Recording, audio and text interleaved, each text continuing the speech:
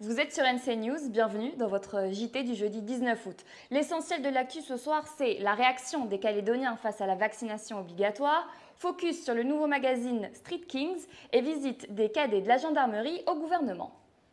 La vaccination n'est pas une réelle préoccupation pour les Calédoniens. Dixit, le président du gouvernement, déjà échauffé par les sorties de septaine anticipées, Louis Mapou évoque aujourd'hui la possibilité de rendre obligatoire la vaccination pour tous. Si le taux de personnes vaccinées n'évolue pas, forcément l'annonce fait débat parmi la population. Je suis contre parce que voilà, il y a des bruits, on dit que il y a des gens qui se font vacciner, mais malgré ça, ils attrapent la maladie. Alors moi, je préfère rester comme ça. J'aurais tendance à dire oui pour protéger les gens. Pas pour protéger la personne qui se vaccine, mais les autres. Il y en a qui pensent que le fait que ce soit obligatoire, c'est une atteinte à la liberté. Mais après, moi je pense que si c'est pour accélérer les choses, pour que tout le monde soit vacciné, c'est un bon point. Non, je suis plutôt contre parce que chacun doit décider de ce qu'il veut faire. C'est pas une obligation de vouloir se vacciner. Faut pas que ce soit une obligation. Je pense que se faire vacciner, ça ne devrait pas être obligatoire. Si on veut se vacciner, on se fait vacciner. Si on a des vaccins en plus, autant en faire profiter à d'autres pays. Voilà. C'est mon avis.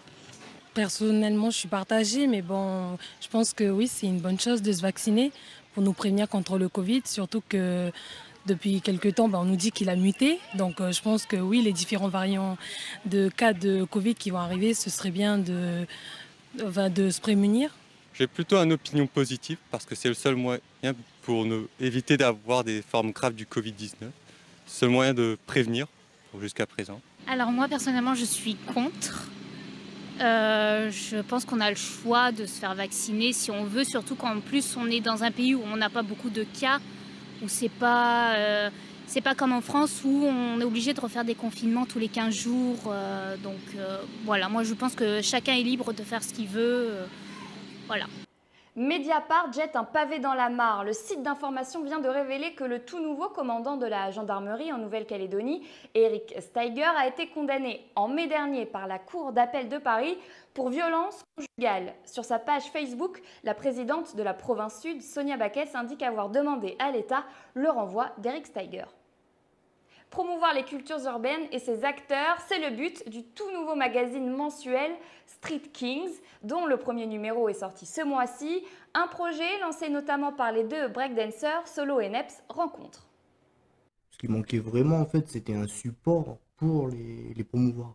Voilà, parce qu'on parle pas assez de nos artistes, quoi. On voit des battles par-ci par-là, des petits événements, mais il manquait quelque chose pour les soutenir, même si on n'a pas la prétention de lui dire qu'on les soutient à fond, mais on donne l'opportunité au grand public et surtout au travers de ces gens qui font ces activités-là, ces disciplines, de se faire connaître par rapport au public déjà qui touche. Donc c'est vraiment, on essaie de vraiment toucher tout le monde et puis voilà.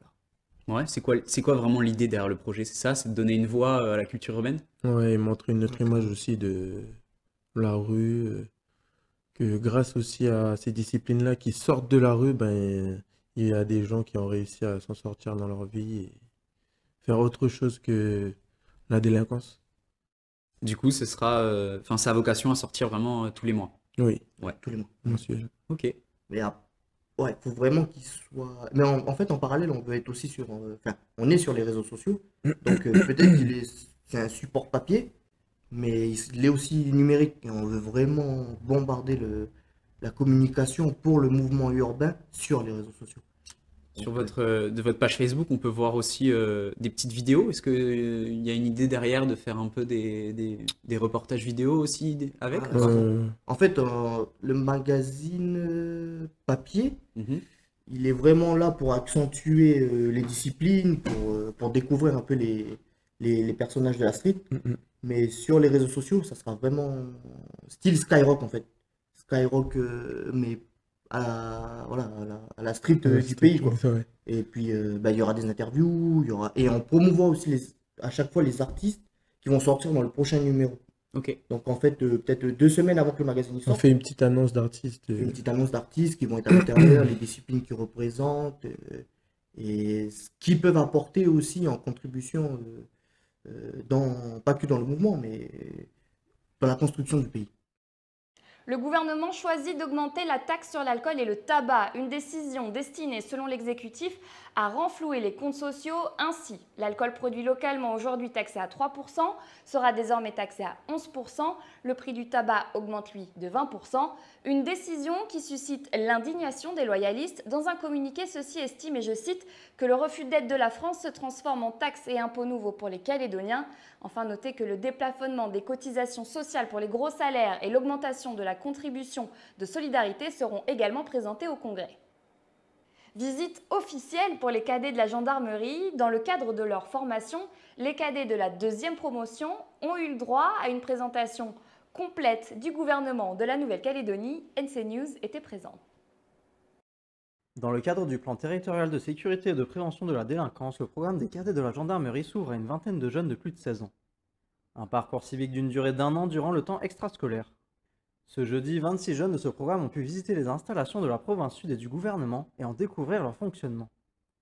Ils visent notamment à promouvoir l'engagement citoyen et les règles de vie en société. Aujourd'hui, on a visité les institutions, on était à la province sud à partir de 9h30. Auparavant, on était à la maison du combattant pour leur faire voir cette maison qui existe sur le devoir de mémoire, sur les anciens de l'armée et de la gendarmerie.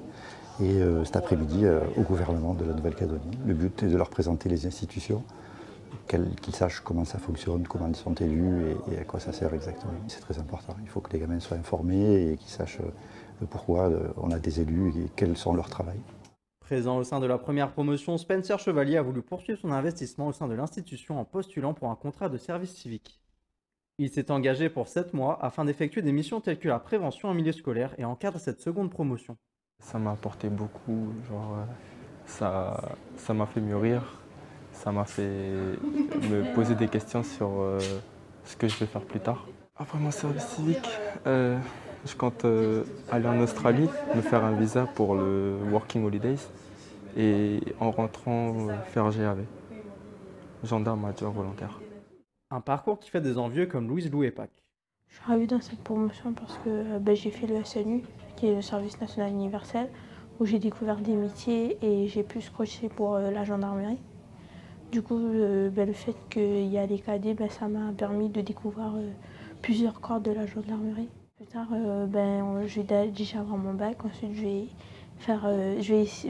vais devenir réserviste pour continuer mes études et ensuite rentrer dans la gendarmerie. La promotion a été reçue par Mickaël Forest, membre du gouvernement chargé de la jeunesse et du suivi du plan territorial de sécurité. Le membre du gouvernement a parlé de valeurs communes, de solidarité, de don de soi et d'engagement.